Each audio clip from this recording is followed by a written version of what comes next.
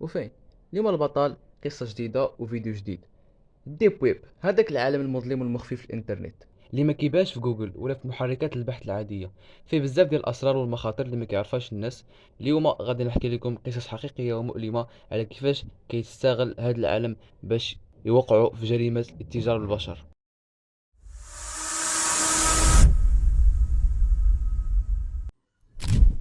في عام 2022 كشفت السلطات الدولية على شبكة إجرامية كبيرة كانت كتخدم في الديب ويب باش تنسق عملية الاتجار بالبشر.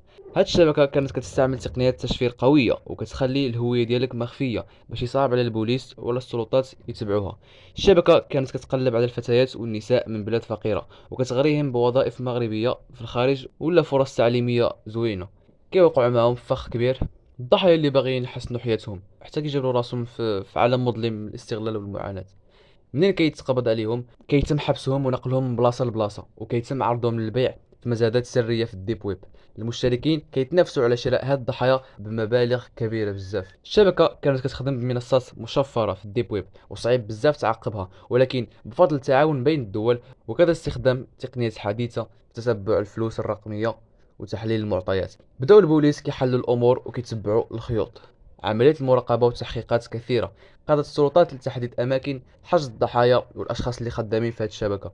في عملية مشتركة في 5 دول تحرروا أكثر من 120 ضحية وتم اعتقال أكثر من 40 شخص من العصابة، من المهربين اللي كيشريو وحتى اللي خدامين في المنصات. رغم هذه النجاحات كتبقى الشبكات ديال التجارة بالبشر في الديب ويب تحدي كبير. الخصوصية اللي كيوفرها الديب ويب كتستغل أحيانا باش يوقعوا جرائم كبيرة كتضر الناس الأبرياء، لكن مع التعاون الدولي والجهود الأمنية ممكن نقللوا من هذه الجرائم ونحميو الناس. في الأخير خصنا نعرفوا أن الإنترنت كامل والديب ويب خصوصا سلاح ذو حدين. بالوعي والتضامن نقدروا نحميو الأرواح من الظلام اللي كاين في هذا العالم الرقمي. القصة اللي سمعناها اليوم كتفكرنا أن التكنولوجيا ممكن تخدم الخير والشر. بالوعي والتعاون ما بين الدول يمكننا نواجهوا هذه الجرائم ونحميو أرواح بزاف ديال الناس من خطر الديب ويب.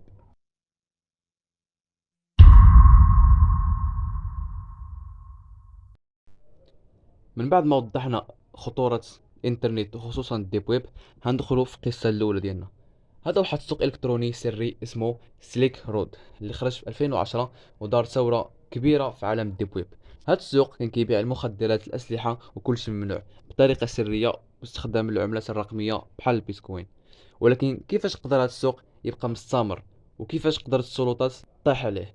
هذه هي القصة ديال سيلك رود. في عام 2011 خرج سيلك رود كواحد المنصة في الديب ويب كتسمح للناس يشريو سلع ممنوعة بحال المخدرات والأسلحة وحتى الوثائق المزورة، وكل شيء بالبيتكوين اللي كتخلي المعاملات صعيبة باش تتبعها. الموقع كان منظم بزاف، كان فيه نظام تقييم للبائعين وتعليقات من المشترين بحال أي سوق عادي، ولكن بشكل مخفي وبعيد على أعين الشرطة. رجل شاب سميتو روز أولبريشت كان هو اللي أسس هذا السوق بذكائه، بخلق نظام معقد باش يخلي الموقع آمن ومستعصي على التعاقد، وكان هو العقل المدبر اللي كيسير كل شيء. ولكن الشرطة الأمريكية ومعهم بزاف ديال وكالات الأمن في العالم ما وقفوش مكتوفي الأيدي، استعملوا تقنيات متطورة في تتبع المعاملات الرقمية ودقوا في بعض الأخطاء اللي دارها روس، بحال استعمال اسم حقيقي في واحد المنتدى، وهذا الشيء كان هو المفتاح باش يوصلوا ليه. في أكتوبر 2013 تم اعتقال الروز بعد عملية سرية ومحكمة. تم إغلاق الموقع وتجميد ملايين الدولارات اللي كانت مخزنة بالبيتكوين. هذه القضية كانت تحول مهمة في تاريخ مكافحة الجرائم الإلكترونية. وفي 2015 حكم عليه بالسجن المؤبد بدون إمكانية الإفراج المشروط بعدما اعترف بقيادته للسوق وتورطه في الأنشطة غير القانونية. القصة ديال السيلك رود بينت لنا أن حتى في عالم مخفي بحال الديب ويب ما كاينش الأمان التام، وأنه ما يمكنش الهروب من العدالة إلى الأبد. قصة سيلك رود كتفكرنا بأن التكنولوجيا بحال الإنترنت وبحال الديب ويب ممكن تكون سلاح ذو حدين، ممكن تخدم الناس وتفتح لهم أبواب جديدة، ولكنها كذلك وممكن كذلك تكون مكان للجريمة والاستغلال. المهم هو الوعي والتعاون بين الدول والسلطات باش نحميو المجتمعات ونوقفوا هذه الجرائم اللي كتأثر على الناس.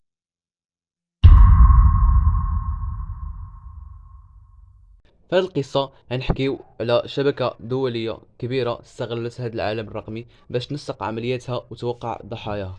قصة مأساوية لكن كتعكس قوة التعاون الدولي في الوجه الآخر ديال الإنترنت. في عام 2022 كشف تحقيق دولي كبير على شبكة إجرامية كانت كتستغل الديب ويب باش تنسق عملية الاتجار بالبشر عبر عدة دول. هذه الشبكة كانت كتستخدم منصات مشفرة وتقنيات متطورة باش تحمي راسها وتبقى بعيدة على أعين السلطات.